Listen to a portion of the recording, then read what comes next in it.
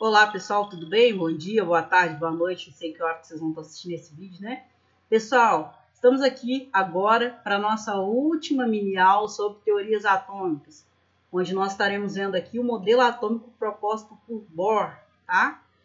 Como eu disse, né, apesar de haver outros modelos atômicos mais atuais, nós estudaremos apenas 4, né? Já vimos o modelo atômico de Dalton, o modelo atômico de Thomson, o modelo atômico de Rutherford.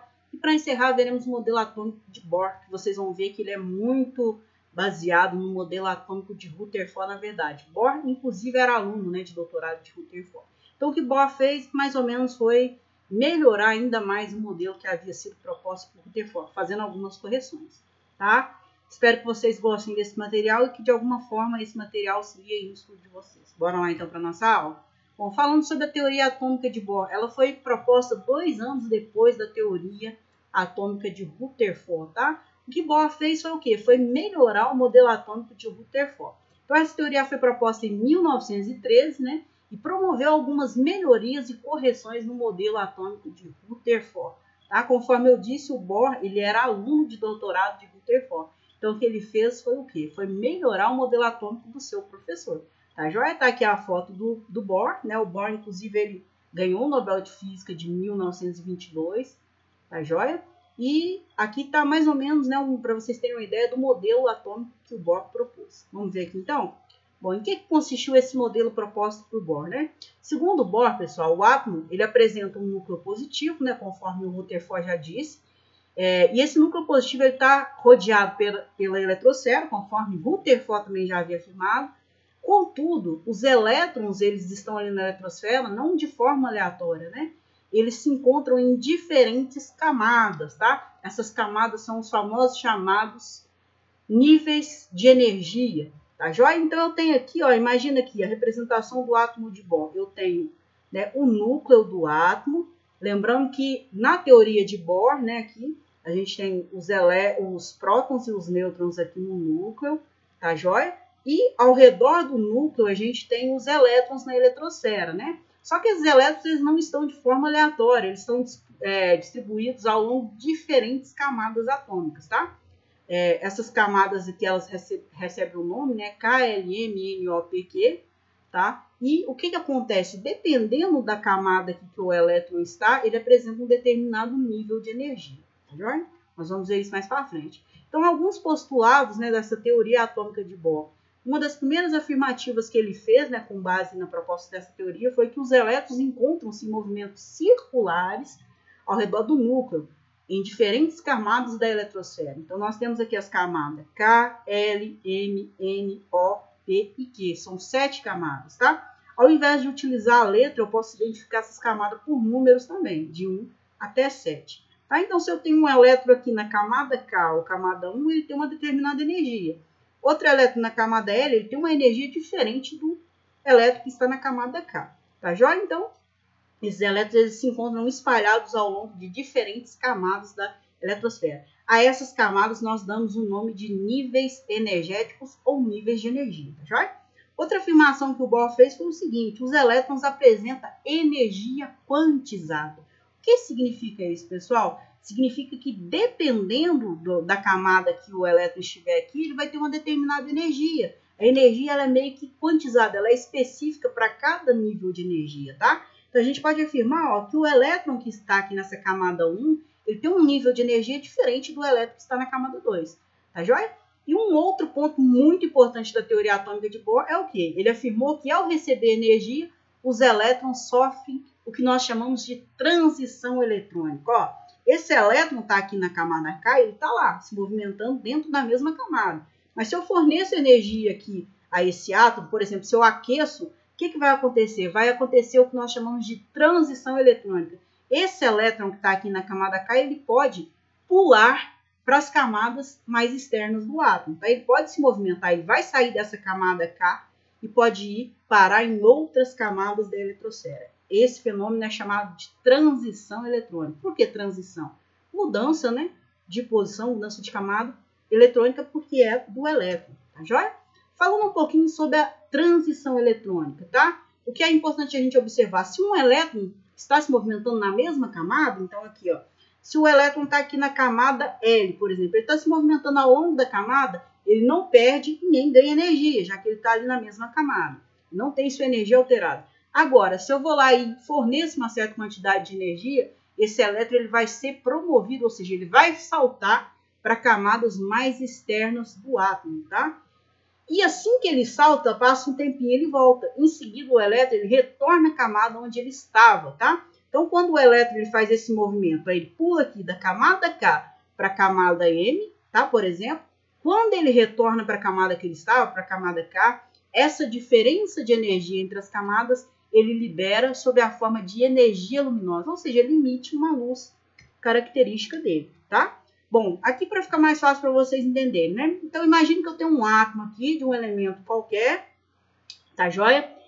Imagine que esse elétron aqui, ó, dessa camada aqui, né? Eu coloquei ali e forneci energia, aqueci, por exemplo. Aqueci uma substância que tem esse átomo, tá? O que vai acontecer? Ó? Vai incidir uma energia aqui, né? Nesse caso, energia de aquecimento. Esse elétron ele vai saltar para uma outra camada mais externa.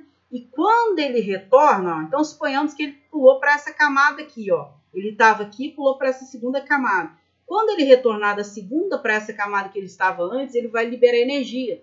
E essa energia é liberada sob a forma de luz. Tá? O que é muito interessante, pessoal, dependendo do átomo, de acordo com o tipo de átomo que a gente tem, essa luz emitida aqui ela vai ter uma cor característica. Tá? Por exemplo, se for um átomo de bário, se eu forneço energia, tem uma transição eletrônica de algum elétron dele, quando retornar, a energia luminosa que ele vai liberar é da cor verde. Tá? Ele vai emitir essa luz, né, essa energia luminosa, um comprimento de onda que é da cor verde. Se for um átomo de estrôncio, por exemplo, ele vai emitir uma coloração vermelha. Lítio também será vermelho. Sódio, uma coloração amarela. Cobre, uma coloração esverdeada. Potássio, uma coloração roxa. Vocês já repararam, não sei se já aconteceu isso com vocês, né?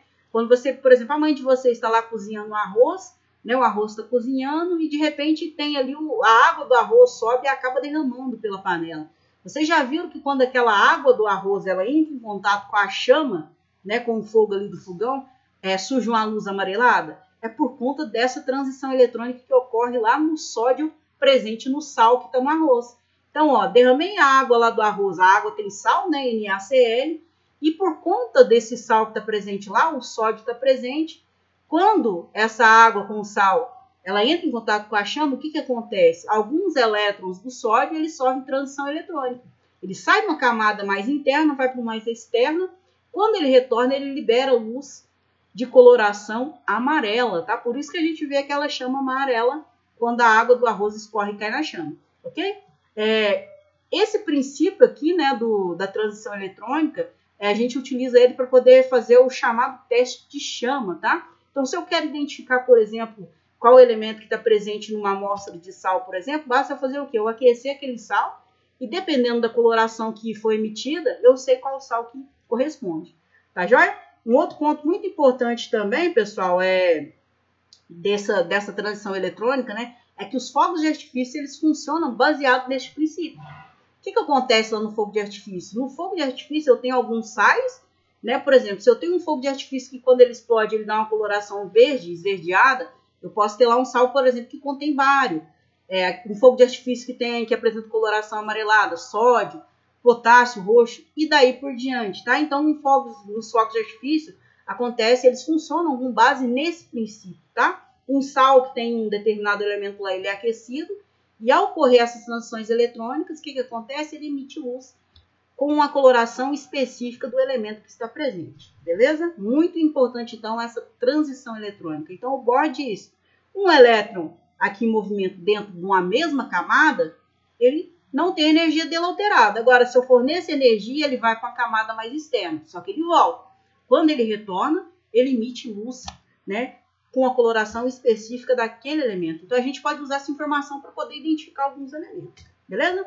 Bom, vamos ver aqui quais foram as principais contribuições, né, da teoria atômica de Bohr, tá? A primeira coisa, né, a descoberta dos níveis de energia. A gente viu que lá no átomo, né, proposto por Rutherford, ele dizia que os elétrons estavam em movimento ao redor do núcleo, na eletrosfera, mas ele não sabia, né, ele não soube dizer que esses elétrons estão em camadas né, que apresentam energia específica, não, ou seja, os níveis de energia. Outra coisa, né, uma importante contribuição da teoria atômica de Bohr, ele propôs a ocorrência da transição eletrônica, que, como a gente viu aqui, explica várias coisas, né? Agora, uma falha na teoria atômica de Bohr, no modelo proposto por Bohr. O Bohr afirmou que os elétrons, ele afirmou, né, que os elétrons encontram-se em movimento em órbitas circulares. Contudo, algum tempo depois, foi provado que essa era uma afirmativa falsa, tá? Os elétrons encontram-se, sim, em movimento ao redor do núcleo, né, nas órbitas ali, nas camadas da eletrosfera. Contudo, essas órbitas não são circulares, são órbitas elípticas, tá? Os elétrons ficam se movimentando ali, não é de uma forma assim, né, totalmente certinha. Não é uma forma circular, é uma forma elíptica. Tá joia? Então, pessoal, a gente encerra por aqui o estudo das teorias atômicas, né? Vimos 4 principais modelos: Dalton, modelo de Thomson, de Rutherford e agora de Bohr, tá? Nas próximas aulinhas nós veremos a estrutura atômica, né? O que a gente sabe hoje sobre o átomo. Tá joia? Espero que vocês gostem do conteúdo e que ele auxilie no estudo de vocês. E até a próxima. Tchau, tchau. Valeu. Até mais.